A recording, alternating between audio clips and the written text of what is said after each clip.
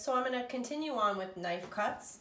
You're going to get about 8 ounces of cucumber in the parcel. Make sure that you save a little bit of it for the pickles for your salmon. So I'm going to cut a little bit off and I'm going to set it aside for later use.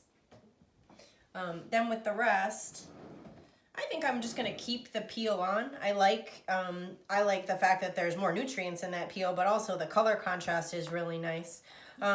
As always, I'm going to abide by that, cutting things into planks and then strips in order to get a nice, precise, small dice.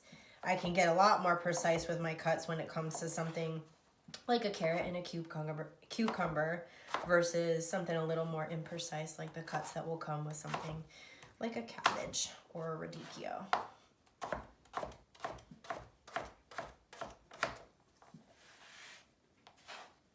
If I wanted a more rustic style chopped salad, I could choose to do a medium dice or even a large dice.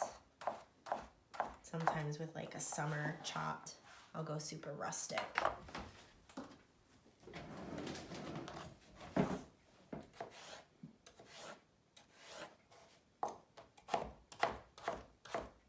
It's harder to go rustic with something like cabbage. You want it pretty finely chopped. It's gonna taste better that way. Okay, I take my cukes, put them in my little side dish. Next up's gonna be the carrot. You're gonna have a few carrots in your requisition. Remember that some carrots go for the salmon entree. Some are gonna be used for the crispy hay garnish that goes on top of this salad. And some are gonna be used as actual knife cuts in the salad. It's also will work on the knife cuts for the salad. I'm gonna keep up with this small dice trend, but because this carrot's a little small, instead of doing planks, I think what I'll do is just cut it into quarters. I don't want to end up wasting the carrot in order to make this like a perfect dice. That would be silly, especially considering me and my dad are the ones that are eating this. We're not snobs. We don't need it to be perfect, but perfect enough where I'm taking the time to make sure those cuts are nice and straight and uniform. I think uniformity is key. So we got the carrots, cukes. Let's go to radishes. Some watermelon radish. We'll see if I end up using 3. I have 2 that I already peeled. I did want to kind of show you that you do have to peel the outside of this watermelon radish. I typically tend to kind of start at the top where the root would be, or sorry, the stem would be rather, and peel towards the bottom.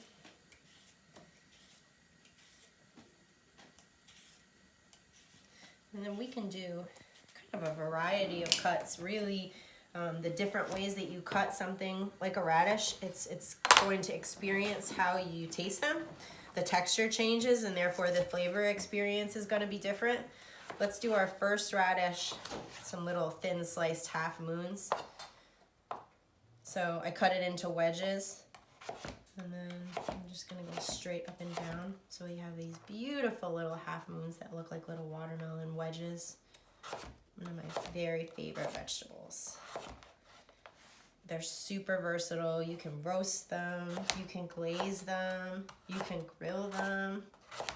Raw, they're amazing. They grow all winter, they're local. They're the best. I can do that because I'm at home.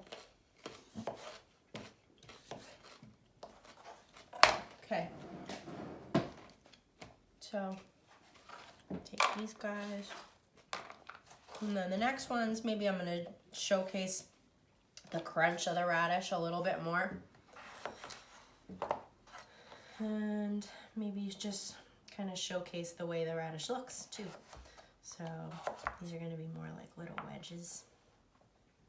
I might kind of tuck in different parts of my salad, even though it's going relatively small and rustic. Maybe I want a little bit,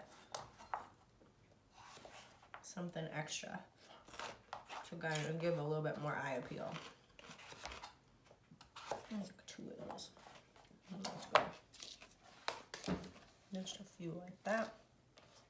And I think the rest. Nice and thin sliced. Take And I think I'll save that third radish for the salmon, potentially a garnish. Because it's so pretty, why not? Okay. All right, last we're going to deal with our beet. Then I'm going to flip my cutting board over and I'm going to get back to my hard-boiled egg. I deal with my beet last just because he's real messy.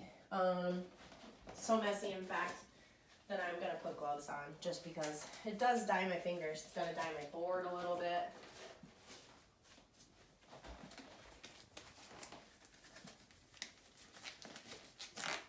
So it's always good to peel a beet when it's nice and hot still. It's much easier to get those skins off.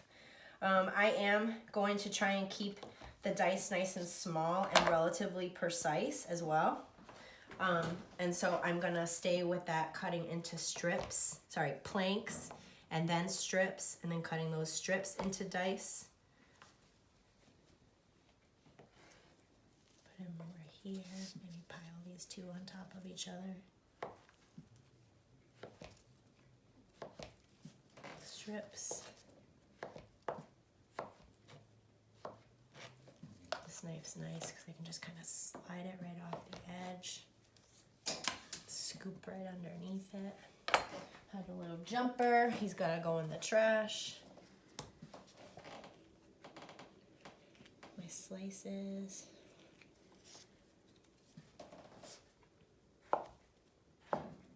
Strips. Dice.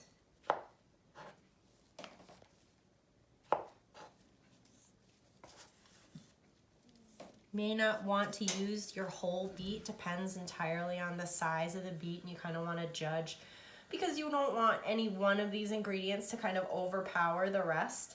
I think I'm probably going to do just a little bit more. I might not incorporate all of it, we'll see. Still have to cut up some red cabbage as well, or purple cabbage. Little scraps I'll put to the side. We could definitely, if we were in a setting where we had a really nice blender, using these little beet scraps and pureeing them with a little olive oil, sherry vinegar, salt, a little pinch of sugar. So tasty, so beautiful, such a nice garnish. Put that to the side. Just because I know that red purple cabbage is going to kind of bleed similarly. I'm not super worried about them bleeding into one another, so I'm going to go back to this cabbage. Strips.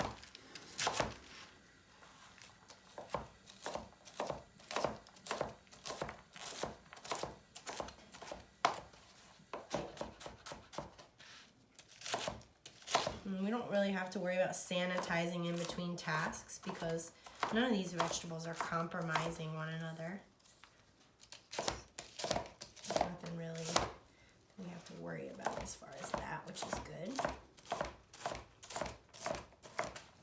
Okay, that's scrap. And I think we are almost at the point where we're ready to assemble. Let's take a quick break.